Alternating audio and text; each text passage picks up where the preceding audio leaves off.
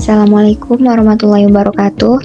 Yang terhormat Ibu Purwati Ningsih, SPD MMAK, selaku dosen pengampu mata kuliah Sistem Pengendalian Manajemen, serta teman-teman yang kami hormati.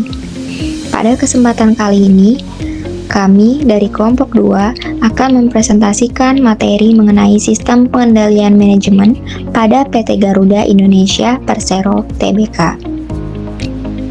Dalam presentasi ini, kami akan membahas bagaimana Garuda Indonesia menerapkan sistem pengendalian manajemen untuk mendukung pencapaian tujuan perusahaan, meningkatkan efisiensi operasional, serta menjaga daya saing perusahaan di industri penerbangan. Untuk mempersingkat waktu, mari kita masuk ke materi pertama. Sebelum masuk ke pembahasan, berikut merupakan materi yang akan kami jelaskan. Yang pertama diawali dengan latar belakang dan profil singkat perusahaan. Kemudian selanjutnya kami akan membahas visi, misi, dan tujuan perusahaan, tata nilai, serta struktur organisasinya. Kemudian dilanjutkan dengan pembahasan mengenai penganggaran dan keuangan, perencanaan strategis dan operasional, pelaksanaan serta pengukuran kinerja, dan pengawasan serta evaluasi kinerja. Pada bagian akhir, kami juga akan membahas perbandingan kondisi perusahaan dengan teori sistem pengendalian manajemen, teori yang relevan, serta kesimpulan dari hasil analisis yang telah dilakukan. PT Garuda Indonesia merupakan maskapai penerbangan nasional yang memiliki peran penting dalam menghubungkan berbagai wilayah di Indonesia maupun rute internasional. Namun, dalam menjalankan operasionalnya, Garuda Indonesia menghadapi berbagai tantangan. Beberapa di antaranya yaitu tingginya biaya operasional, perubahan harga bahan bakar yang tidak stabil, persaingan yang semakin ketat di industri penerbangan, serta kondisi ekonomi yang terus berubah. Menghadapi tantangan tersebut, perusahaan memerlukan sistem pengendalian manajemen yang efektif. Sistem pengendalian manajemen ini berfungsi sebagai alat untuk membantu perusahaan dalam proses perencanaan, pengawasan, pengelolaan anggaran, pengambilan keputusan, hingga evaluasi kinerja. Melalui penerapan sistem pengendalian manajemen yang didukung oleh perencanaan strategis, peningkatan efisiensi operasional, dan pendekatan balance scorecard, Garuda Indonesia berupaya meningkatkan kinerja perusahaannya, sekaligus memastikan tujuan organisasi dapat tercapai secara berkelanjutan. Oleh karena itu, penting bagi kita untuk memahami bagaimana sistem pengendalian manajemen ini diterapkan di PT Garuda Indonesia sebagai salah satu upaya dalam menjaga keberlangsungan dan daya saing perusahaan. Selanjutnya ada profil sejarah singkat PT Garuda Indonesia.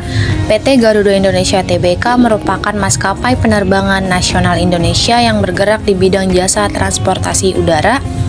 Nama Garuda diberikan oleh Presiden Soekarno pada tahun 1949 yang terinspirasi dari sejak karya Raden Masnoto Suroto.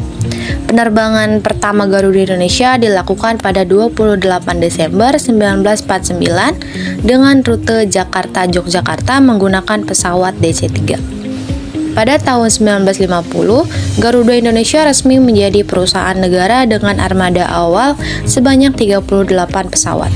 Perusahaan terus berkembang melalui layanan penerbangan domestik, internasional, dan penerbangan haji. Garuda juga membuka rute internasional ke Amsterdam pada tahun 1965. Garuda Indonesia melakukan modernisasi dan restrukturisasi operasional hingga berhasil menjadi perusahaan publik pada tahun 2011 dengan kode saham GIA. Pada tahun 2014, Garuda resmi bergabung dengan Aliansi Penerbangan Internasional SkyTeam untuk memperluas jaringan global. Selanjutnya ada visi, misi, dan tujuan PT Garuda Indonesia. Visi Garuda Indonesia adalah to become a sustainable aviation group by connecting Indonesia and beyond while delivering Indonesian hospitality in the world, yang artinya menjadi grup penerbangan berkelanjutan yang menghubungkan Nusantara dan sekitarnya, sambil dengan penuh semangat memberikan kerahtamaan Indonesia kepada dunia. Lalu ada misi Garuda Indonesia. Misi Garuda Indonesia adalah strengthening business fundamentals through strong revenue growth, cost leadership implementation, organization effectiveness, and group synergy reinforcement while focusing on high standard of safety and customer-oriented service delivered by professional dan passionate employees, yang artinya memperkuat fundamental bisnis melalui pertumbuhan pendapatan yang kuat, implementasi kepemimpinan biaya, efektivitas organisasi, dan penguatan sinergi grup. Dengan fokus pada standar keselamatan yang tinggi serta layanan berorientasi pelanggan yang diberikan oleh karyawan profesional dan penuh semangat. Selanjutnya ada tujuan PT Garuda Indonesia. Yang pertama, mencapai pertumbuhan bisnis yang berkelanjutan. Yang kedua, memberikan layanan penerbangan berkualitas tinggi. Dan yang ketiga, menjadi keselamatan dan kepuasan pelanggan. 4, meningkatkan kinerja perusahaan dan nilai bagi stakeholder. Dan yang terakhir, memperkuat daya saing global. Selanjutnya ada tata nilai PT Garuda Indonesia. PT Garuda Indonesia menerapkan tata nilai perusahaan yang dikenal dengan nilai akhlak yang diresmikan pada tanggal 14 Oktober 2020 yang menjadi pedoman bagi seluruh karyawan perusahaan tersebut dalam bekerja dan berperilaku. Yang pertama adalah amanah, yaitu memenuhi janji dan komitmen, bertanggung jawab atas tugas, keputusan, dan tindakan yang dilakukan, dan berpegang teguh kepada nilai moral dan etika. Lalu ada kompeten. Yang pertama, meningkatkan kompetensi diri untuk menjawab tantangan yang selalu berubah, membantu orang lain belajar, dan menyelesaikan tugas dengan kualitas terbaik. Lalu ada harmonis. Yang pertama, menghargai setiap orang apapun latar belakangnya, suka menolong orang lain, dan membangun lingkungan kerja yang kondusif. Dan ada loyal. Yang pertama, menjaga nama baik sesama karyawan, pimpinan, BUMN, dan negara. Yang kedua, rela berkorban untuk mencapai tujuan yang lebih besar. Dan yang terakhir adalah patuhan kepada pimpinan sepanjang tidak bertentangan dengan hukum dan etika. Lalu ada adaptif. Yang pertama, cepat menyesuaikan diri untuk menjadi lebih baik, terus-menerus melakukan perbaikan mengikuti perkembangan teknologi, dan bertindak proaktif. Dan yang terakhir ada kolaboratif. Yang pertama, memberi kesempatan kepada berbagai pihak untuk berkontribusi. Yang kedua, terbuka dalam bekerja sama untuk menghasilkan nilai tambah. Dan yang terakhir, menggerakkan pemanfaatan berbagai sumber daya untuk tujuan bersama. Baik, selanjutnya ada struktur organisasi. Struktur organisasi ini merupakan bagian penting dalam perusahaan karena mengatur pembagian wewenang, tanggung jawab, dan hubungan kerja antar bagian. Dengan struktur organisasi yang jelas, aktivitas perusahaan dapat berjalan lebih efektif dan mendukung pencapaian tujuan perusahaan. Pada PT Garuda Indonesia menggunakan struktur organisasi garis dan staf, di mana pemimpin memiliki wewenang memberikan perintah secara langsung kepada bawahan, sementara staf berperan memberikan saran dan dukungan sesuai bidang keahliannya. Bentuk organisasi ini dipilih karena industri penerbangan membutuhkan koordinasi yang baik serta sumber daya manusia yang profesional dan terampil.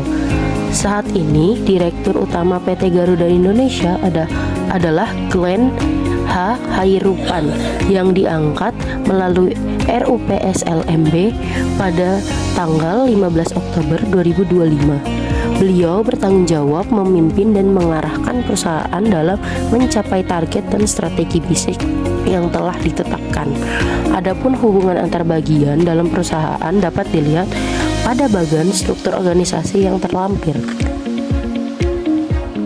Berikutnya ada sistem penganggaran untuk PT Garuda. PT Garuda Indonesia saat ini memfokuskan penganggaran pada pemulihan kinerja serta restrukturisasi keuangan. Perubahan lebih mengutamakan efisiensi operasional dan peningkatan pendapatan dibandingkan ekspansi armada atau pembukaan rute baru secara besar-besaran. Penganggaran diarahkan pada rute yang memiliki tingkat keterisian penumpang tinggi, pengembangan bisnis kargo, serta pengendalian biaya operasional seperti perawatan pesawat dan layanan bandara. Selain itu, setiap keputusan investasi dilakukan secara selektif dengan mempertimbangkan resiko seperti fluktuasi nilai tukar, harga bahan bakar, dan kondisi ekonomi global. Dari sisi keuangan, kondisi Garuda Indonesia menunjukkan perbaikan serta berhasil menyelesaikan proses restrukturisasi utang melalui RKPU. Meskipun hasil menghadapi tantangan biaya operasional yang tinggi, perusahaan terus menerapkan pengelolaan arus kas yang disiplin untuk menjaga stabilitas keuangan. Secara keseluruhan, strategi penganggaran yang efisien dan mengelola keuangan yang hati-hati menjadi kunci dalam mendukung pemulihan dan peningkatan daya saing Garuda Indonesia. Yang selanjutnya ada perencanaan strategis dan operasional. Yang pertama, RJPP, Rencana Jangka Panjang. Perencanaan strategi PT Garuda Indonesia berpedoman pada Rencana Jangka Panjang Perusahaan atau RJPP yang berlaku selama 5 tahun. RJPP disusun oleh direksi dan disetujui oleh Dewan Komisaris sebagai panduan dalam mencapai tujuan perusahaan. Dokumen ini memuat evaluasi kinerja sebelumnya, kondisi perusahaan saat ini, serta strategi dan program kerja yang akan dijalankan. Yang kedua ada tujuan jangka panjang 2022 sampai dengan 2026. Dalam Business Plan 2022 sampai dengan 2026 dengan tema Beyond the Limits, Garuda Indonesia menetapkan 3 nilai utama, yaitu simple, profitable, dan full service. Strategi yang dilakukan meliputi penyederhanaan armada, fokus pada rute yang menguntungkan, kerjasama dengan anak perusahaan seperti Citylink, peningkatan pendapatan kargo dan layanan tambahan, efisiensi biaya operasional, serta transformasi digital. Yang selanjutnya ada perencanaan lingkungan eksternal. Selain itu, perusahaan juga memperhatikan lingkungan eksternal melalui penyesuaian harga tiket, perluasan rute penerbangan, kerjasama dengan maskapai internasional, serta pemanfaatan pemasaran digital untuk meningkatkan daya saing dan loyalitas pelanggan. Yang selanjutnya ada perencanaan strategi SWOT. PT Garuda Indonesia menggunakan analisis SWOT untuk mengidentifikasi kondisi internal dan eksternal perusahaan dalam menyusun strategi bisnis. Analisis ini meliputi kekuatan atau strength, kelemahan atau weakness, peluang atau opportunities, dan ancaman atau threats. Yang selanjutnya pelaksanaan dan pengukuran kinerja. Pelaksanaan dan pengukuran kinerja PT Garuda Indonesia tahun 2024 menggunakan metode Balance Scorecard yang menilai kinerja dari 4 perspektif, yaitu keuangan, pelanggan, proses bisnis internal, serta pembelajaran dan pertumbuhan. Pendekatan ini memberikan gambaran kinerja yang lebih menyeluruh, tidak hanya dari aspek keuangan tetapi juga aspek non-keuangan.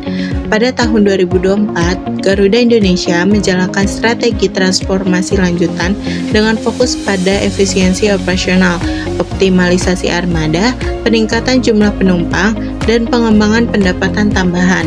Hasil pengukuran menunjukkan bahwa pendapatan usaha meningkat menjadi 3,42 miliar USD, jumlah penumpang naik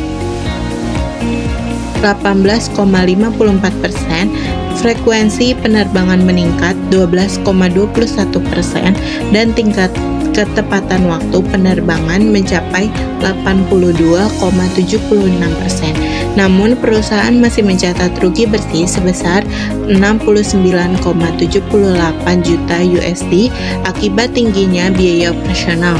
Secara keseluruhan, kinerja Garuda Indonesia menunjukkan tren pemulihan yang positif, terutama pada aspek pelanggan dan operasional.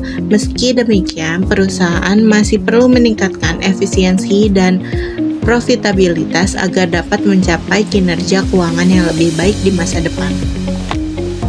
Slide selanjutnya ada pengawasan dan evaluasi PT Garuda. Yang pertama, PT Garuda Indonesia menerapkan pengawasan melalui Komite Audit dan Unit Internal Audit. Yang kedua itu ada Unit Internal Audit bertugas mengevaluasi efektivitas manajemen risiko, pengendalian internal, dan tata kelola perusahaan. Yang ketiga itu ada pengawasan dilakukan pada aspek keuangan dan non-keuangan untuk menjaga kualitas layanan, efisiensi biaya, dan pencapaian tujuan perusahaan. Yang keempat ada Dewan Komisaris bertanggung jawab mengenai jalannya pengendalian perusahaan dengan dukungan Komite Audit. Yang terakhir itu ada Komite Audit berperan dalam menilai hasil audit, memastikan efektivitas pengendalian internal, serta memberikan rekomendasi perbaikan sistem pengendalian manajemen. Selanjutnya ada perbandingan kondisi dan teori PT Garuda Indonesia. Untuk kondisi, yang pertama itu ada SPM mengarahkan organisasi mencapai tujuan secara efektif dan efisien. Yang kedua ada pengukuran kinerja dilakukan dengan indikator keuangan dan non-keuangan. Yang ketiga itu ada pengendalian internal diperlukan untuk meminimalkan resiko dan penyimpangan. Yang keempat, ada pengendalian personel dan budaya mendukung pencapaian tujuan organisasi. Yang kelima, dan terakhir itu ada evaluasi kinerja digunakan sebagai dasar perbaikan berkelanjutan. Dan selanjutnya ada teori. Yang pertama itu ada Garuda menerapkan RJPP, RKAP, dan KPI untuk mencapai target perusahaan. Yang kedua itu ada Garuda menerapkan balance scorecard atau keuangan pelanggan proses bisnis pembelajaran. Yang ketiga itu ada Garuda memiliki SPI, Komite Audit, dan sistem ERP untuk pengawasan. Dan yang keempat, Garuda menerapkan budaya fly-high, pelatihan SDM dan SOP yang ketat. Dan terakhir, Garuda melakukan evaluasi berkala melalui audit dan monitoring KPI. Selanjutnya, saya akan menjelaskan teori yang relevan dan perbandingan kondisi nyata. Teori pertama adalah teori ekonomi skala. Teori ini menjelaskan bahwa ukuran perusahaan yang besar dan jaringan toko yang luas memungkinkan perusahaan mencapai biaya yang lebih rendah per unit, sehingga perusahaan dapat menawarkan harga yang lebih kompetitif kepada pelanggan. Kondisi nyatanya, kondisi keuangan perusahaan yang kuat serta ekspansi toko yang terus berkembang menunjukkan bahwa perusahaan telah menerapkan ekonomi skala secara efektif.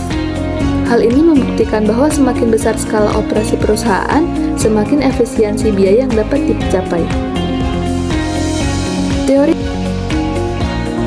Teori kedua adalah teori diferensiasi produk. Teori ini menjelaskan bahwa perusahaan dapat membedakan diri dari pesaing melalui ragam produk yang lengkap, layanan pelanggan yang prima, serta merek yang kuat, sehingga mampu menarik dan mempertahankan pelanggan. Dalam kondisi nyata, perusahaan menyediakan berbagai jenis produk didukung pelayanan yang baik dan merek yang kuat. Hal ini menunjukkan bahwa strategi diferensiasi produk telah diterapkan dengan baik sehingga mampu menjaga loyalitas pelanggan. Teori yang terakhir adalah teori positioning. Teori ini menjelaskan bahwa perusahaan perlu memposisikan dirinya secara jelas di benak konsumen. Dalam hal ini, perusahaan memposisikan diri sebagai pusat perlengkapan rumah dan gaya hidup terlengkap di Indonesia. Pada kondisi nyatanya, positioning tersebut telah diterapkan secara efektif. Perusahaan berhasil memperluas basis pelanggan dan meningkatkan pangsa pasarnya karena masyarakat telah mengenal perusahaan sesuai dengan posisi yang ingin dibangun. Jadi, kesimpulannya adalah PT Garuda Indonesia telah menerapkan sistem pengendalian manajemen yang terstruktur melalui perencanaan strategis, penganggaran, pengukuran kinerja, dan evaluasi berkelanjutan. Penerapan berbagai alat manajemen seperti RJPP dan Balance Scorecard membantu perusahaan dalam meningkatkan kinerja operasional serta mendukung proses pemulihan pasca restrukturisasi. Meskipun masih menghadapi tantangan berupa tingginya biaya operasional dan persaingan industri, sistem pengendalian manajemen yang diterapkan berperan penting dalam menjaga keberlangsungan bisnis dan mendukung pencapaian kinerja yang lebih optimal. Thank you guys, sudah menonton video kami. Semoga video kami bermanfaat